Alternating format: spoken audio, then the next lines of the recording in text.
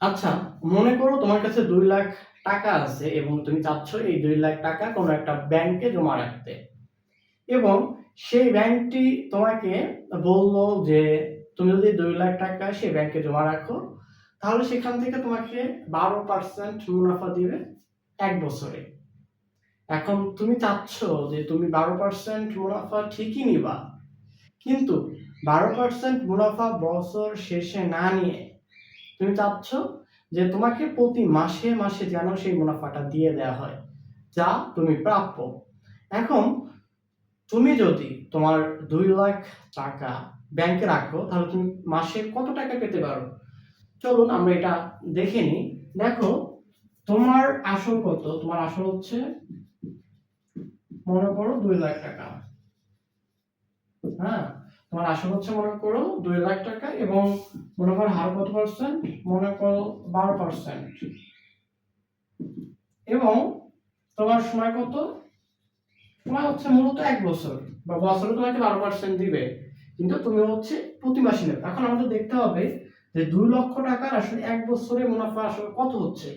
তাহলে দেখো, আমরা যদি এখানে করি এখন, এই ১২% মানে কি? ১০০ টাকায় দিবে তোমারে বছরে ১২ টাকা। তাহলে ১০০ টাকায়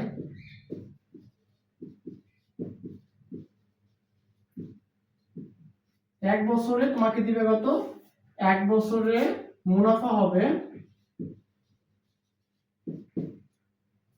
১ বছরে মুনাফা হবে কত?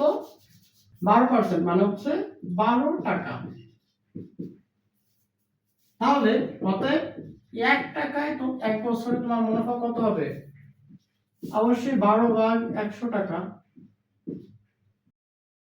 তাই না? ১০০ টাকা যদি তোমার ১২ টাকা হয়, ১ টাকায় তো অবশ্যই তোমার ১২ টাকা থেকে কম হবে। যেহেতু কম হবে, তাই আমরা ১২ কে কি করব? এই ১০০ দ্বারা ভাগ করব। তাহলে অতএব আমাদের আসল কয় লাখ টাকা ছিল? ২,০০,০০০ টাকা ছিল। তাহলে অতএব ২,০০,০০০ টাকায় ১ বছরে মুনাফা হবে কত? ১২ গুণন ২,০০,০০০ ভাগ ১০০ টাকা। তাহলে তোমার কত হচ্ছে? উপরে ১২ গুণন ২,০০,০০০ এবং নিচে হচ্ছে ১০০ টাকা। এখন আমরা যদি এই শূন্য কাইটা দিই এবং এই শূন্য কেটে দিই, তাহলে কত থাকতেছে দেখো, ১২ গুণন ২ ইকুয়াল কত? ২৪ এবং ৩টা শূন্য, ১ ২ ৩। তাহলে তুমি কত পাচ্ছ ১ বছরে? ১ বছরে তুমি পাচ্ছ ২৪,০০০ টাকা। তোমরা যদি ১ বছরে ২৪,০০০ টাকা পাও, আমরা জানি ১ বছর সমান হচ্ছে কয় মাস? ১২ মাস। তোমাকে ১২ মাসে দিচ্ছে হচ্ছে, ১২ মাসে দিবে কত? ২৪,০০০ টাকা। ১২ মাসে যদি তোমাকে ২৪,০০০ টাকা দেয়, তাহলে তারা ১ মাসে তোমাকে কয় টাকা দিবে? ২৪,০০০ ভাগ ১২ সমান সমান ২,০০০ টাকা দিবে তোমাকে প্রতি মাসে। তাহলে তোমাকে প্রতি মাসে তারা ২,০০০ টাকা দিবে।